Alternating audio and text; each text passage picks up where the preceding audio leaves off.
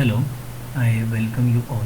In this part of the video, we are actually looking the security mechanisms in the distributed systems. We started with introducing what security is, then different types of security threats, different ways to implement the policies, and according to policies, implement the mechanisms, various issues that are addressed by the security mechanisms and the cryptography algorithms. Then we switch to the topic secure channels. In the secure channels, in what way authentication, integrity, and confidentiality, that is CIA triangle, that can be achieved. Also, in what way we can implement a good secure mechanism for the group communication. In the very last video, we gone through the topic access control, that is ACL, then creation of access control matrix, access control list, then we have protection domains in that. Also, a traditional approach for the access control by means of implementing the firewalls. Then two types of firewalls are there. The very famous and most widely used secure mobile code approach implemented through Java, that is Java Sandbox, and the well-known type of attack, that is denial of service.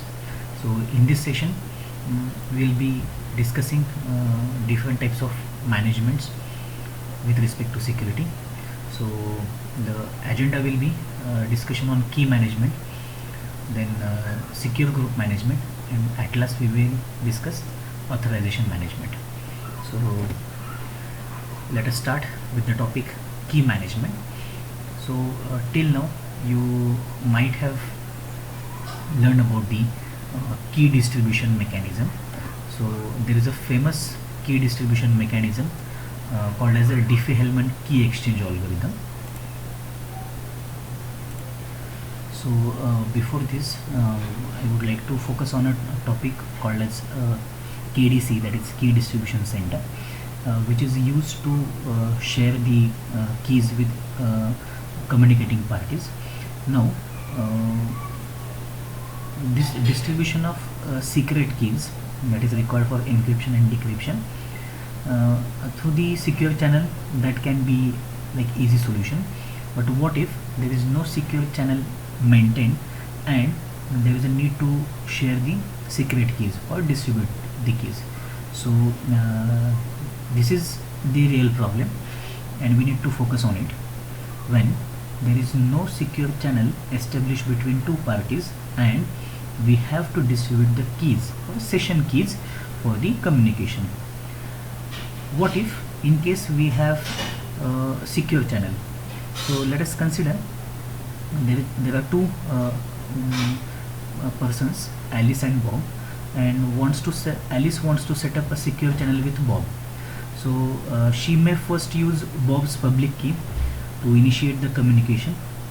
Then if Bob accepts that communication, Bob will generate a session key and return that session key to Alice, which will be encrypted by the public key of Alice.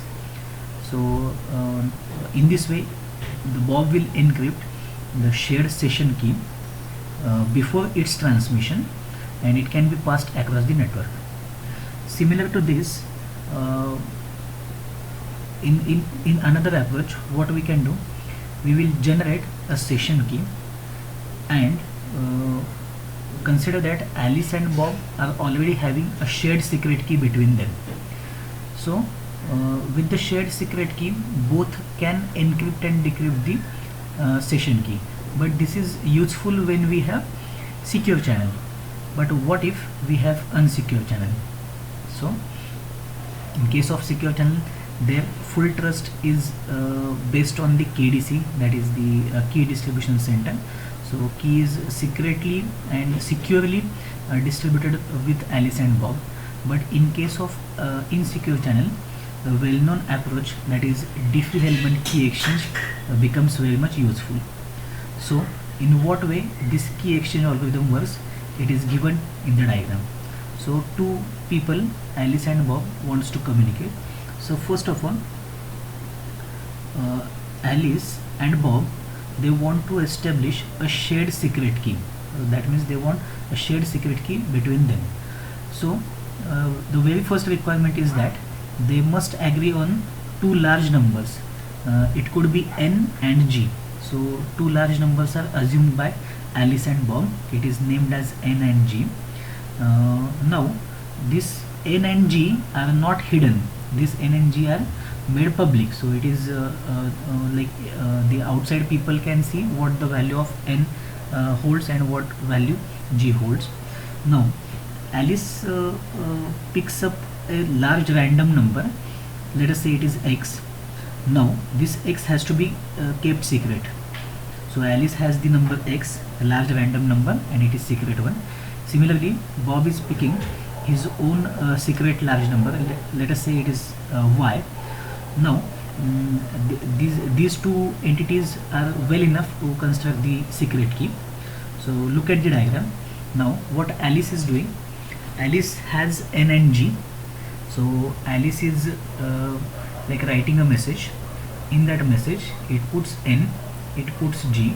Now Alice knows value of x, so Alice Alice calculates this particular term, that is g raised to x mod of n, and it sends that message to Bob. So Bob gets this message. Now what information Bob knows the value of n, Bob knows value of g. Now Bob has got to know about g raised to x mod n. So what Bob does, it takes this component, that is g raised to x mod n, and it computes this value, that is g raised to x mod n and whole bracket raised to y, because y is chosen by Bob. So now Bob has g raised to xy mod n. This component is calculated by Bob. Now what Bob is doing, Bob is simply sending as a reply to Alice g raised to y mod n component value. So now Alice receives this g raised to y mod n. Now what Alice is doing, Alice is computing g raised to y mod n to the power x. So by that way Alice is ultimately computing g raised to xy mod n.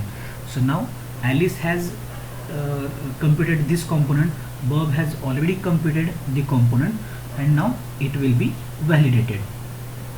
So now this g raised to xy mod n will become the shared secret key between them. This is how the Diffie-Hellman key exchange algorithm works.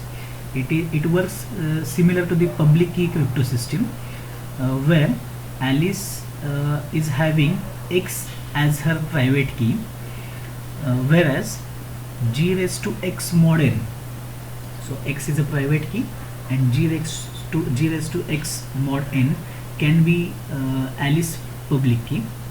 Similarly, Bob has private key as y and Bob has public keys g raised to y mod n.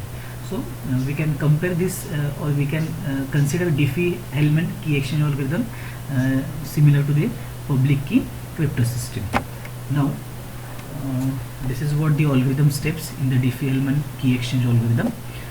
Now next point is key distribution. So just now we saw in what way key management or key establishment is done. Now we will see key distribution. So basically there are three approaches when we consider key distribution in the symmetric crypto system. That means a similar key is used. So three approaches like centralized, fully distributed and partially distributed. You can observe in the figure in what way key is distributed. Consider there is a insecure channel first of all between Alice and Bob, and Alice wants to send some information in an encrypted form, and Bob will be able to decrypt that information, but there is a shared secret key between them. So it is nothing but the symmetric cryptography algorithm. So what happens in the centralized approach? In the centralized approach there is a trusted third party called as KDC, key distribution center. So every time the entity which wants to set up the communication seeking the access to the session key or public key of other party, and this third party, that is KDC, will be providing the public keys of other party as well. So here KDC is providing public key of Bob to the Alice, as well as KDC is providing the session key and the identity of Alice to the Bob in order to like start the communication through insecure channel. So what disadvantage this type of system is having? Since there is a central party, so there can be possibility of having performance bottleneck, because if there are many users or host, then the number of requests can be more. So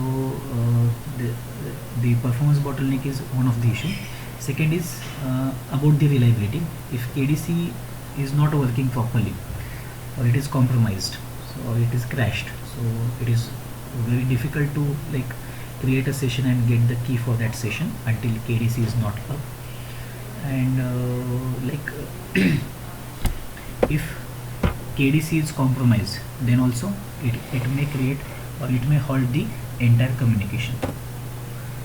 In a fully distributed approach, what we can have, like KDC reside at each node in the distributed system, and secret keys are distributed well in advance. That means each KDC is having a table of secret keys with private keys of all KDCs. That means KDC1 has the information about KDC2 as well, but in the form of some like a cryptographic information, but it is viewable since private key of other KDCs are also available. So to establish a secure logical communication channel, A makes a request to the local KDC first of all.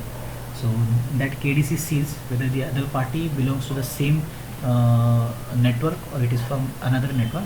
Then both KDCs, local KDC and the remote KDC, are making the communication and exchanging the keys of other party. So we can see this approach is more reliable than the centralized one. And if one KDC is not functioning, then the other KDC can work on behalf of it, since all the KDCs share the key information. In the partially distributed approach, we can see the different number of nodes are partitioned into the region. That means we are creating the group, and for each group we will maintain a KDC. So the prior distribution of secret keys allow each KDC to communicate securely with each user of its own region and with KDC of other region. So between two groups or between two regions, communication is possible, where KDC of group 1 has to set up a channel with KDC of group 2, and then the key exchange will be possible. But in this case, if failure of KDC of a particular region, that is group 1, is observed, then the key distribution activity will be halted, because that KDC is totally belongs to that group only. So the reliability of this partial distributed scheme, it is better than the centralized one, but it is lesser than the fully distributed approach. Now we will see how this key distribution work in case of public crypto system. So in the public key crypto system, we need to distribute the public key in such a way that the receiver can be sure that the key is paired to a claimed private key. That means what we have to do, though the public key itself may be sent as a plain text, it is necessary that the channel through which it is sent can provide the authentication. So it's the responsibility is given on the channel. The channel must provide the authentication since it is public key cryptography. The private key need to be sent across the secure channel, providing authentication plus confidentiality. So in case of public key, both the parties needs the same key, shared secret key. So the key exchange has to be assured with confidentiality as well as authentication. So how we can do this? So kind of digital signature or the digital certificate approach can be clubbed into this. Now when it comes to the key distribution, the authenticated distribution of public keys becomes more interesting. How? The public key distribution takes place by means of public key certificates. So key are distributed in the form of certificates. This certificate consists public key, here it is mentioned public key, plus along with the public key the identifier, that is the host ID or host name can be placed. So this particular pair of information can be used over the public key certificates. So this public key and the identifier combined together, and it is signed by an authority called as certification authority. So certification authority creates a certificate. That certificate contains the information of public key and that public key of the host name identifier, it is placed, and that certificate is provided to the identifier or the host, and it is provided by the authority called as certification authority. The short form is CA. Now note that the certificate issued by the certification authority, whereas that certificate contains public key and identifier. This certificate is issued by the certification authority by encrypting that certificate with private key of CA. It can be called as KCA. So the private key of certification authority is used to encrypt the digital certificate, just because the public key of certification authority can be shared with all the hosts.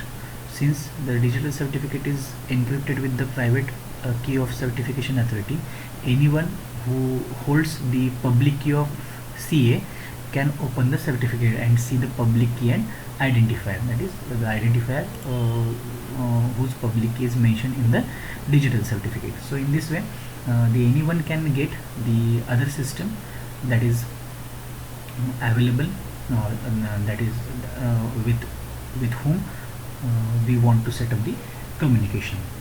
So at last we will see in what way public key certificates it is issued. Now we will say the exactly opposite approach, that is key distribution in the asymmetric crypto system. So now in the asymmetric we have public keys as well as private keys. So only public keys are distributed in the asymmetric system, and these public keys are not kept as secret. It is shared with all, and these public keys can be transmitted with insecure channel as well. Now the KDC, that is key distribution authority center, it involves an authentication procedure to prevent an intruder for generating a pair of keys and sending a public key to establish a secure communication channel. So what we are what this system is doing, there should be an authentication procedure. Because of that, the pair of keys generated for a particular host will be a secure one. That is, for a host, its public key and its private key is created.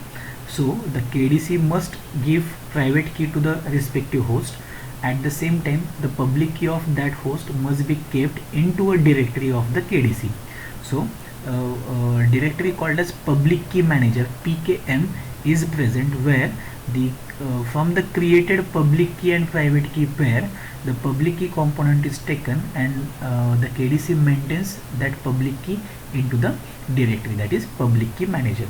So in this way, public keys are available, but private keys are secretly distributed or secretly given to the respective host only. So in this way, this asymmetric key cryptography works.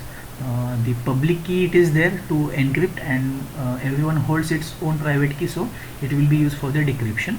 So here Alice wants to send some data to the Bob, so Alice will encrypt the data by using the public key of Bob. Okay, now with key distribution center KDC, public key are made available to all the hosts, but private key, it is secretly given to the Bob by using one of its method called as key generation procedure.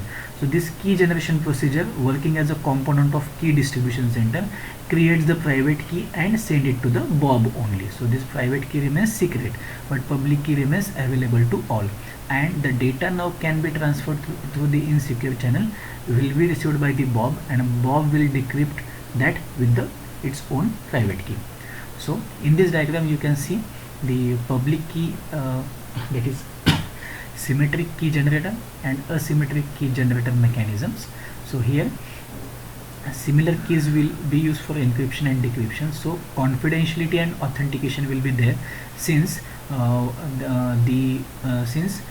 the requesting party and responding party both are first of all authenticated before generating their keys. Then only key will be distributed to party 1 and party 2, that is host 1 and host 2.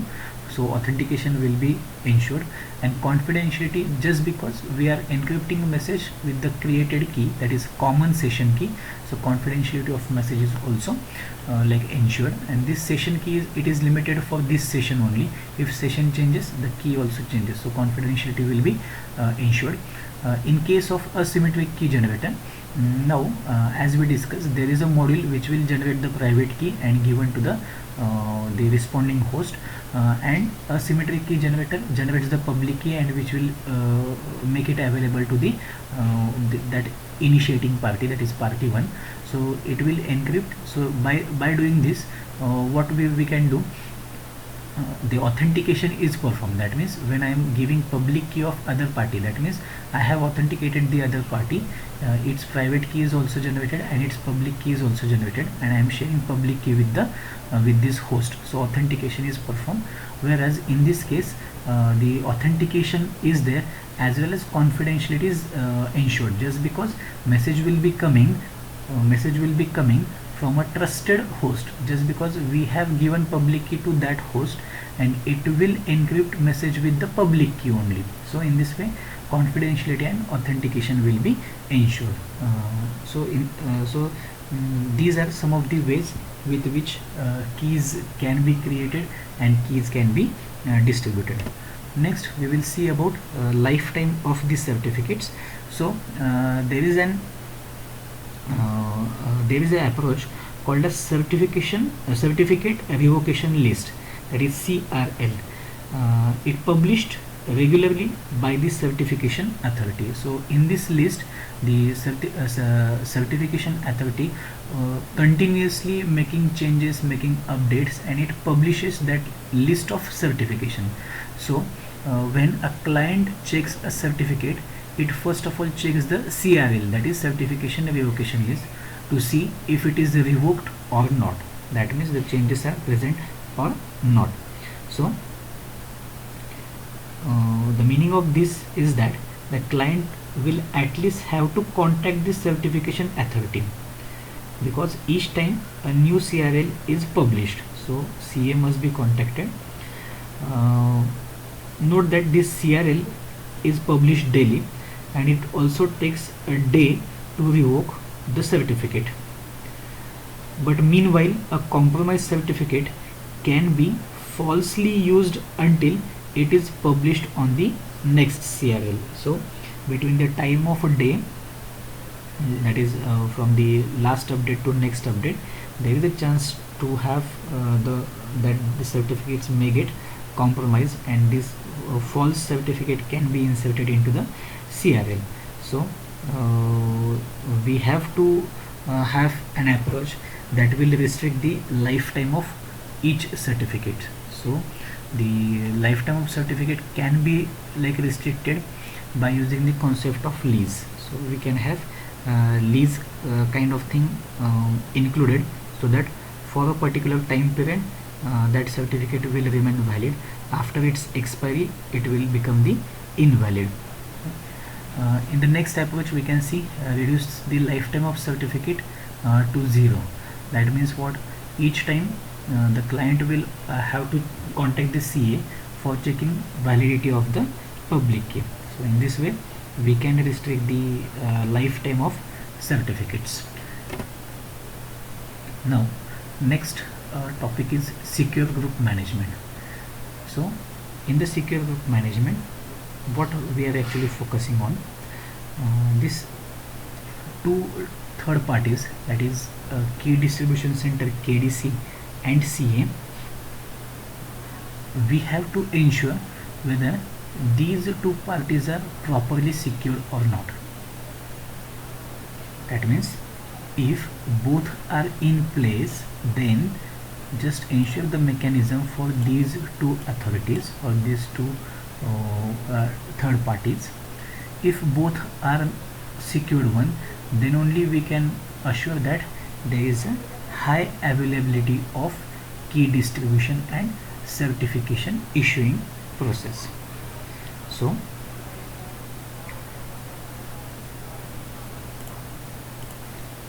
now, as we discussed, we talked about the higher availability. That means if both are secured, KDC and CA, then only high availability can be assured. So possibly we can make both the systems, KDC and CA, available all the time by means of having replication. That means replicate KDC and replicate the CA. But when we see replication is there, because of that the server becomes more vulnerable for the security attacks. We have already seen in the topic secure replicated server. So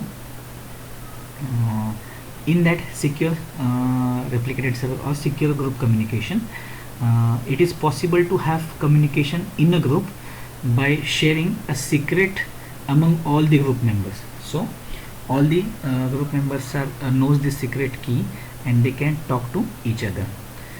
If any of the group member compromises the security, then the group becomes highly insecure and you can throw out that particular group member out of a group. So when group communication is there while managing a group with the help of KDCs and CA, what we need to ensure that when the member outside the group wants to join a particular group, then that outside member has to be authenticated first. This can be done by creating a common key, and the outside member has to first of all authenticate itself by sharing or by having initial communication with all the group members. So there are various approaches that are possible when we are considering this secure group management, because having unreliable group member into the group will always compromise the security of that group, and that will that can create more damage to the existing group members. So you can implement digital signature kind of thing also, so that the member join is going under the proper authentication process. So this is about the secure group management. Next, it is the authorization management. So in the distributed system, managing security is also concerned with managing access rights. So so far we focused less on the issue of how access rights are initially granted to the users or a group of users, and these rights how these rights subsequently maintained in an unforgeable way. That means these access rights are not modified. So let us consider if we are having non-distributed system. So in such non-distributed system, managing the access rights becomes very much easy. That means when a new user is added to the system, that user is given with initial rights. Let us say, for an example, to create files or to create subdirectories in a specific directory, create new processes, use CPU, etc. That means the account created for that user on a specific machine, where all the rights given in advance by the system admin, so that the user is able to perform all the operations that I listed above. But if we consider any distributed system the thing becomes more complicated because the resources are spread across the several machines at different location. So similar to the non-distributed system, if we follow account creation approach in the distributed environment, so what we have to do, we need to create account of every user on each and every machine. And this type of approach basically used when we have network operating systems. So with authorization management, we can imagine or we can have capabilities in place. So capabilities are nothing but the tickets that are carried by the host or the users. That ticket mentions what access rights user or host has over a specific object. So we have already seen these capabilities. So in a capability, what information we have? We have information about the object and what access rights we have over that object. So in this way, capability list is on the capability for a particular host or user is created. The basic use of the capability is to allow its holder to access the object, and second is uniquely identify the object, since capability consisting object ID and the access rights for that object. So we can identify the object first of all, and we can know what access we have on the object. So with the help of capability, what different properties it has in a security system, that is access validation, granting and passing the rights, protecting capabilities against unauthorized access, rights amplification, and rights revocation. So we will see one by one. So what in case of access validation? So in such capability based system, there is no need to search a list to verify whether access is allowed or not, because each holder or the user has that information, and it is only required to verify that the capability supplied by the process is valid or not. So each user is holding the capability ticket, so there is no need to verify the identity of user, so authentication is not required. Instead, the capability checking is required. In the second property, that is granting and passing the rights, so the capability systems are using one or more object manager for each object type. So object type can be file or the process, etc., or the database itself. So for each such object, their specific object manager is set up. So all requests to create the object or to perform some operation on that object are sent to the object manager. That is, if you want to access the particular file, then the that file manager will handling all the requests. Even if you want to create a file, you need to request the file manager. So when a new object or new file is created, then that corresponding object manager is generating capability with all access rights for that object. That means if file is the object, so the file manager will create list of access. That means you can create a file, you can rename the file, you can write to the file, you can read the file, you can append data into the file, you can own the file, or you can delete the file. So in this way, the list of access rights for that object will be created, and that capability, that means these access rights, are returned to the owner for further use. In the third property, the capability based system are protecting capabilities against unauthorized access. That means with the capability, it allows us to uniquely identify the object given in the entire system. So the capability created, it should not be used once that object is deleted. That means file is having certain capability list. Once file is deleted, that capability is also got vanished, so it is not reused. And there is a challenge that these capabilities for a particular object or a list of object, it should be protected from the tampering. So no modification in the access right of an object should be there. And the guessing the capability or guessing the access rights for an object, it should be made very much difficult to guess. So for a file we know what kind of operations are there, but we need to ensure that these operations, possible operations, should not be guessed by the outsider. The next property is the rights amplification. So each object type, let us say some file manager, has a set of kernel rights such as get, put and add to manipulate the data part of an object. So the system can have certain rights for the object created. Not only the object manager, but system is also having some rights over it. Or it can be load, store, delete, copy and create to manipulate the capability part. So system is also holding certain rights for the objects. Next is rights revocation. So the problem is to determine which subject have what rights for the object. So it is not determined, so how to allow a particular subject.